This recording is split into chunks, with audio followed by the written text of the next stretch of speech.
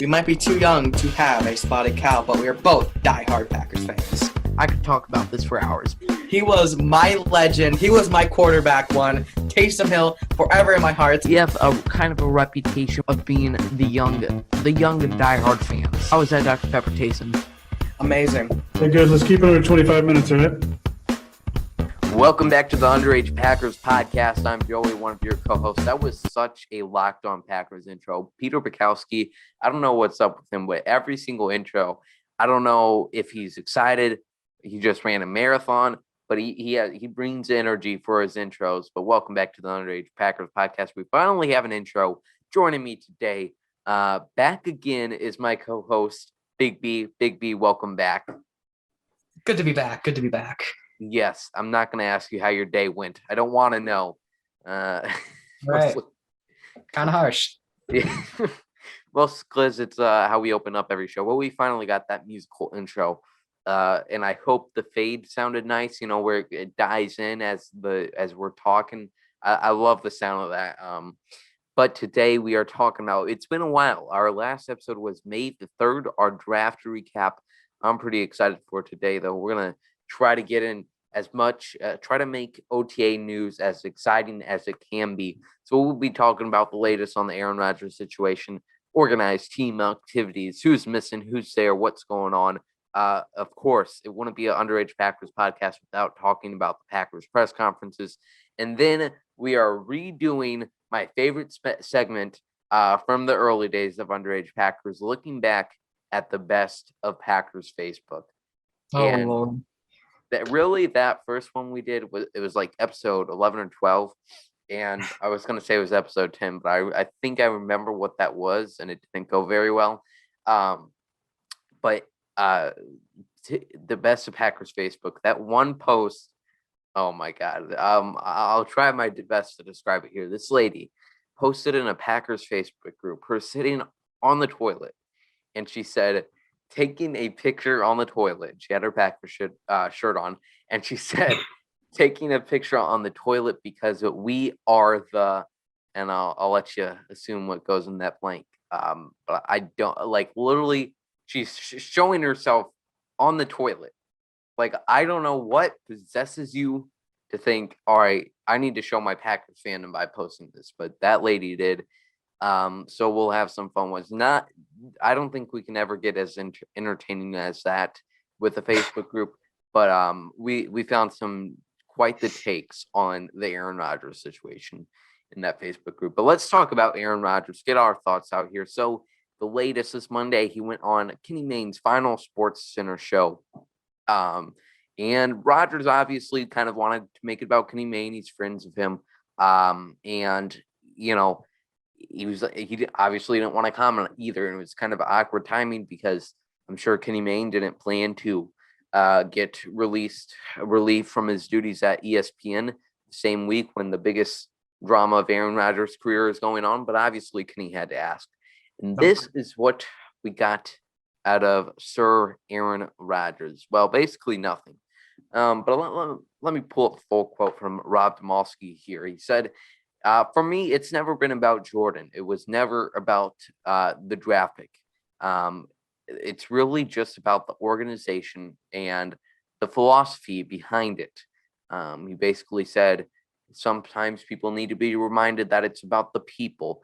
For Green Bay, it's always been about the people. Going back to Curly Lambeau, the founder, to Bart Starr and Vince Lombardi, and Brett Favre and Reggie White. And it's been about the people. And there's a few ways you can interpret what he said, nothing about nothing. But what did you get overall from the Sports Center interview, Big B? Lord, not much. I mean, he punted pretty much on every question, didn't really say very much. And I still think it's mostly front office problems with Rodgers. I think nothing really else is bothering him except Gutekunst and Mark Murphy and all of that. Yep. Shazam. So I nothing changed over here. So yeah, he says, I find this hilarious. So he says, oh, it's not about Jordan Love. And, you could either, I think what he's really saying is, it's not about Jordan Love as a person, but he also says it's not about the draft pick. So it has nothing to do with him selecting my replacement. But then he also says, this whole thing started last year, and then my MVP season threw a wrench into that plan. So wait, if it's not about Jordan Love, what's like what big thing, like, did Mark Murphy forget to give you water without ice? Like, what happened here? What was the big thing if it's not Jordan Love? So Yeah. it was, because I feel like at least from after, I wasn't paying attention to the Favre drama, but it seemed like you can find clips of Rodgers and Favre having a connection, even though Favre didn't like him. And I'm sure, once again, he was fine with Aaron Rodgers as a person, thought he had potential, but he did not like that he was his replacement.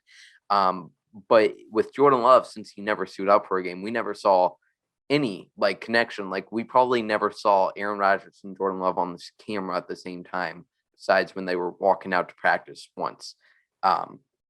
So it is cool to see a connection. And Aaron Jones did say a little bit in his press conference that, Aaron was teaching him. And we heard also from Matt LaFleur, I believe, said something similar to that. So I guess the only thing I got from Aaron's press con or his interview on Kenny Mayne finally breaking his silence was really, it's, I don't know, that it's the philosophy that the front office runs with. Obviously, there's multiple stepping stones in that with Jordan Nelson, Jake Kumro, apparently, and just some other small things that kind of lead up to this. And then obviously Jordan Love boiling it over. And also these deniers of the stories that think that Adam Schefter made this all up because they don't want to believe it's true. They're in denial. They're in the 4 stages of grief, and they're in the denial stage right now.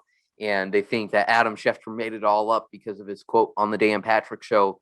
Aaron Rodgers confirmed that, it's been boiling up all ever since last year, and that Adam Schefter was right to call it an accumulation of information, like he also did on that very same Dan Patrick interview.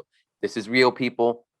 But, I'm not going to say the media isn't blown out of proportion, but it's not Adam Schefter being bored on a Thursday evening. All right. Now, the most important, Aaron Rodgers is in vacation in Hawaii. You think he's having a good time down there?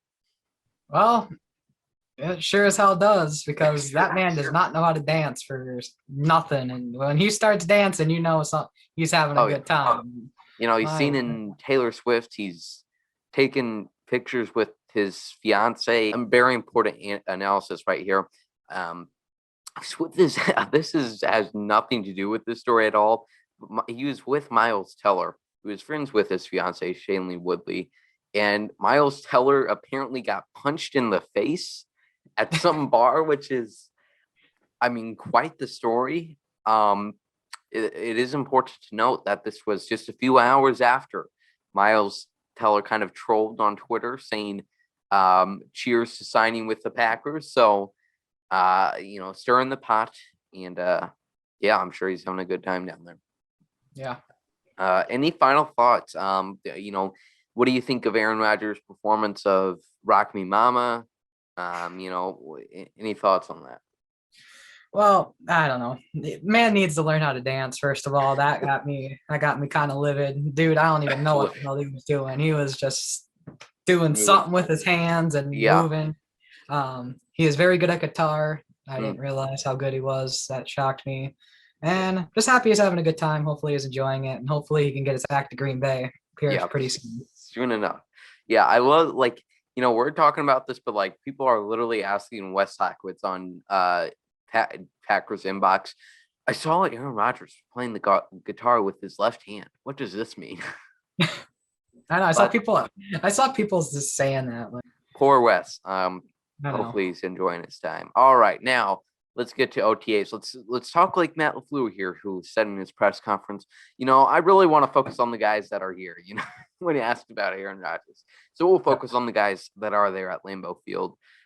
Jordan Love taking starter reps. Him and Kurt Benkert were the only quarterbacks active or participating at OTAs this past week because Blake Bortles, the legend, had an injury or was working out, wasn't ready to go out there quite yet. So Jordan Love getting all the starter reps, 7 out of 10 on his 10, 7 or 11 on 11 team reps, completion. So you take what you want from that. He hit the net. We saw that great video from Andy Herman. And then Aaron Jones also said, like I mentioned earlier, that he saw growth in Jordan Love.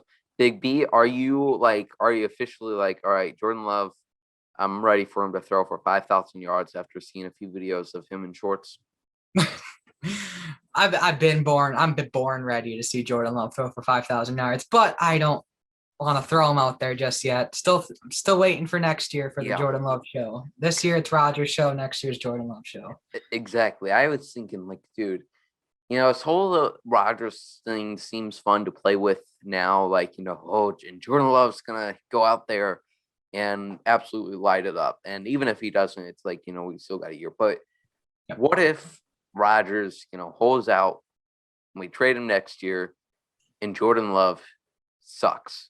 Like, he just goes out there, blows it for 2 years, and we're like, uh-oh. Like, Aaron Rodgers is so important. Like, this has been keeping me up at night. Like, dude, I love Jordan Love. I'm going to root for him every day.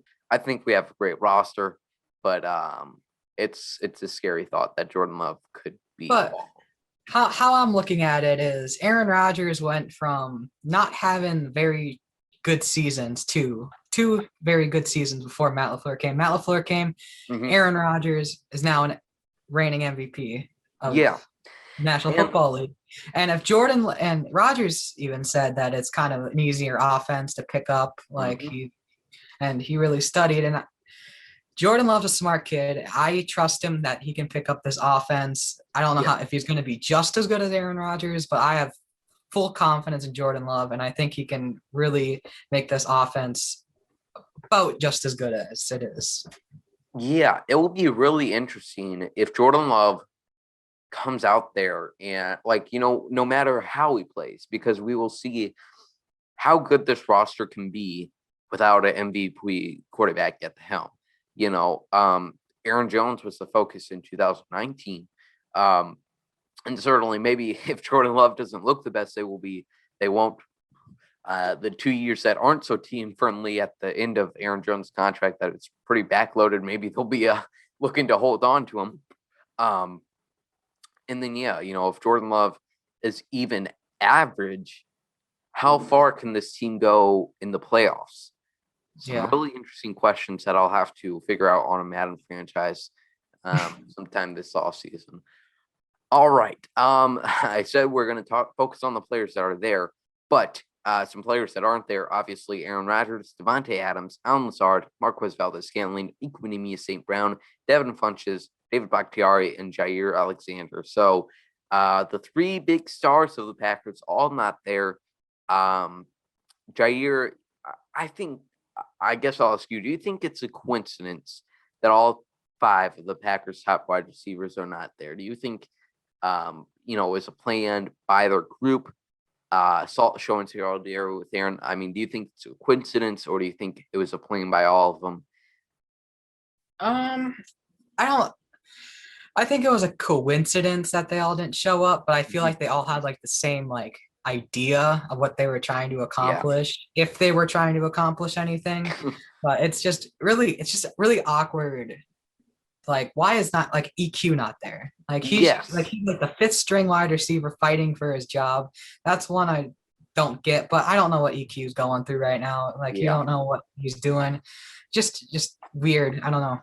Yeah, I'm not, like I said in the video earlier, I'm not going to criticize Devin Funchess, Equanimeous St. Brown for not showing up, because it's voluntary, and I don't know what their decision came down to. However, like you mentioned, EQ, Devin Funchess, their roster spot is certainly not secured, so it certainly leads to questions as to why they're not there. David Bakhtiari obviously still in rehab, and then Jair Alexander most likely just to avoid injury. Okay, the big thing all over Twitter, just like last year when they all arrived for training camp, was AJ Dillon is absolutely massive. I don't know if he got bigger or if, I mean, they're never not, his legs are never not shocking. But Man, I mean, the pictures next to Aaron Jones with him, it is scary. Like, dude, how are those two playing the same position, and how is that man human? Jerry Gray talked a little bit about rookie first round draft pick Eric Stokes, and he offered some interesting comments on him. He said that he's trying to have him control his speed. It's great that he can run a 4.25 40, but how can you control that? How are you going to make sure you're not 20 yards down the field when somebody runs a curl route, and controlling that so you're staying in line with the wide receivers and not burning him?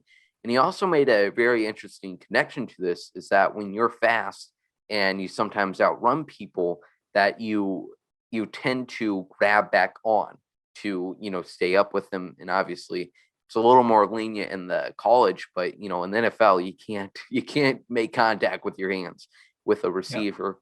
What did you think on Jerry Gray's comment on Eric Stokes? I mean, of course, it's all true. I mean, it is one of my concerns definitely with Stokes.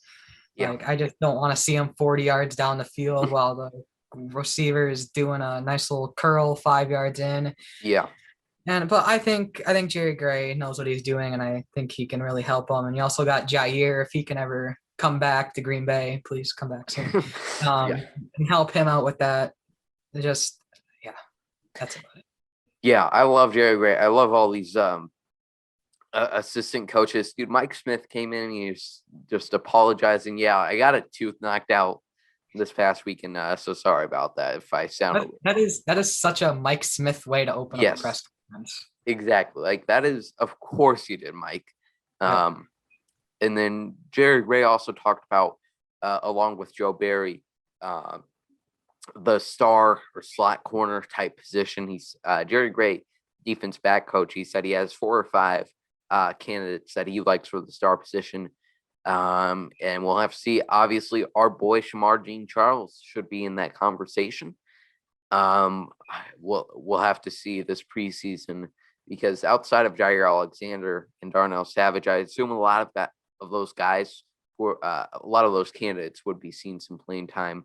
And I will be there for week 1 of the preseason, and I will, with my 400-foot up view, be looking and analyzing the play, mostly of Jordan Love. Okay. Now we got any comments, any thoughts, concerns on these comments from these assistant coaches? No. All right, Rob Reichel. This was so odd to me. Rob Reichel, great buddy. He wrote the article after Tampa Bay, which was kind of, a weird headline. He said, Aaron Rodgers' latest blunder shows why they drafted Jordan Love. So that was a weird article. He's kind of known for asking like questions that you're like, what? So we asked Kenny Clark this past week what he thought of Jordan Love in practice. So Kenny Clark obviously was like, shoot, Wallers did not expect you to ask me about this. Jason Waller said a PR. He did not brief him on the correct way to phrase questions and answers about Jordan Love. So Rob Reichel, quite the question. Obviously looking for some good answers. I don't think he got anything there. But let's move on to our final segment of the day. Looking forward. Here we go. The best of Packers Facebook groups. Before we move on to that, let me take a drink of that pepper. Sponsor us, please. All right. Most of these are just takes about Aaron Rodgers. Before we get to Facebook posts, this was a post from NFL Memes that I found very interesting. Our friend Nate Temple pointed out here that it's showing, Rodgers wants more weapons, which isn't true. That's not what he asked for. But if Rodgers wants more weapons, he should look at what he has. And then it has a picture of Devontae Adams and says top 3 wide receiver. To my knowledge, he's not 3 and he's not 2. Top 10 running back has a picture of Aaron Jones. Top 2 offensive line, picture of the offensive line. An improved defense with a picture of the defense from 2019. Good head coach with Matt LaFleur. I love the only adjective they could think for Matt LaFleur was good. And then top 10 tight end. And you're thinking, oh, yeah, Robert Tonyan. And it has a picture of Jace Sternberger. So I don't, maybe they're a really big Texas A&M fan and they really think Jace is that good. But, if you're going to make a fake meme, act like maybe use the right picture of the player. Yeah, not that hard. Yeah, how do you even how does Jace Sternberger come up when you look up Robert? I'm like, can't you see okay, this guy's wearing 87. I'm pretty sure he wears 85. Before you put it on NFL memes, the boomers on Facebook go wild for that page. How do you? I don't know how you don't notice that, but there's that. Jace Sternberger, the top 10 tight end. All right, here we go. I'll read off the first names of these interesting Facebook posts. First one we got from Lamar. He says, trade Love for Julio Jones. Everything will be forgiven. I promise you that. So, you get Rodgers that weapon along with Jay Sternberger. Then, it's all solved. So, Yep. Apparently. It's funny that Lamar is not the only one I've seen propose this idea, which is an odd one. I think the Falcons immediately say no, and also the Packers, who, invested a first round pick into him. Hey, we don't need him anymore. Chris, he's got some thoughts. He says, it's not fair to us as fans. We want to know, is Aaron staying or leaving? If he's staying, is it against his will? And you think that's fair? If someone wants to leave, do you hold them hostage? I think Chris is dramatizing this event a little bit here. This isn't a kidnapping. I mean, he signed a contract. It's not against his will. They're not. Brian Gutekunst isn't going to be waiting at the airport with a bag and carry him to his basement. It's a weird way to put it. And I don't know what, it's not fair to us as fans, but yeah, Aaron Rodgers signed a contract, so it is not against, it's, made that decision. Next up from Orlando, he says, he's subtweeting, or I guess that's not a thing on Facebook, but he's quoting a post from NFL on Fox that says Aaron Rodgers wasn't the only player missing from Green Bay Packers OTAs. Green Bay top 5 wide receivers were also reporting not being there. Orlando says, Green Bay needs to do what's best, and that's fire the GM. Rodgers is the face of the franchise. GM Brian Gutekunst has been with the organization since '98. It's time he finds a new job. So job fatigue, he's been in the organization that has been one of the most successful in the NFL for too long, since '98, which, I mean, it's not too long for front office guys. Yeah. But interesting. I hate when people try to do this game of comparing Brian Gutekunst to Aaron Rodgers and their worth to the franchise. You cannot compare the value of a general manager and the MVP quarterback, any player. You cannot compare the value of Brian Gutekunst to Jace Sternberger. You cannot tell who's going to help the Packers win more games. So that's that for Orlando. And then we got one final one. Oh, and this was one I shared on Twitter here yesterday from Jason. Jason says, I know this post was shared already, and he's subtweeting NFL Fox once again of Aaron Rodgers, the pictures of him in Hawaii. And Jason says, I know this post was shared already. I just can't help add a little note. He's got to get some thoughts in there. And he says, does that look like the face of someone who just lost 2 consecutive NFC title games? Do you honestly think this is the attitude of someone ready to put in work needed to make it, win to a second Super Bowl? Obviously, Aaron Rodgers is not allowed to smile on his trip to Hawaii. You can't have fun, Rodgers. Come on, you can't have fun. Until he Jeez. wins a Super Bowl, Like, we should not see any pictures of him smiling. Like, dude has to be in ultimate despair all the time. Like, he can go to Hawaii, but like he needs to be looking mad, Yeah. That's at least a quota for Aaron Rodgers.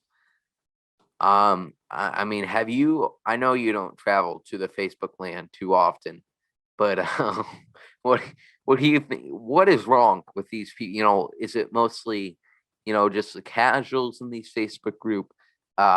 Maybe what I'd call local Packers fans, that they're just fans because they live in Green Bay. What kind of what mentality has infested these people on Facebook?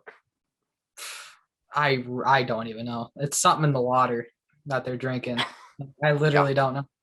Like, I saw somebody saying that like John Brockington is the best Packers running back in Packers history, and I'm just like, oh I did Lord, the see one that. time I go on Facebook, like no disrespect to John Brockington, dude was an absolute beast Yeah. for the Packers, but I can name about 10 other running backs that are way better. Exactly. Than him. I'm sorry. Sorry to John. John, I couldn't tell you if John Brockington is alive, but if he is and he ever wants to come on the show, we always have a seat open for him. Yes. That's all we got for you today. Only our second episode in the month of May. Obviously, not too much happening. Make sure you're checking out our content these past few weeks. We put out another episode of everybody's favorite Heat of the Beat with our friends Nate and Norman. And then our good friend Dusty as well. We put out Name That Packer episode 2. Both very enjoyable. Great uses of your time. So make sure you check those out. Big B, any final thoughts here?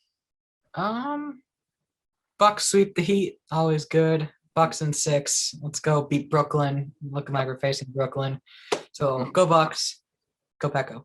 Go win that series. Damn right. Whatever's going on in basketball today. Thanks everybody for watching. Make sure you subscribe to this YouTube channel. Follow us on all the social medias. We'll see you later.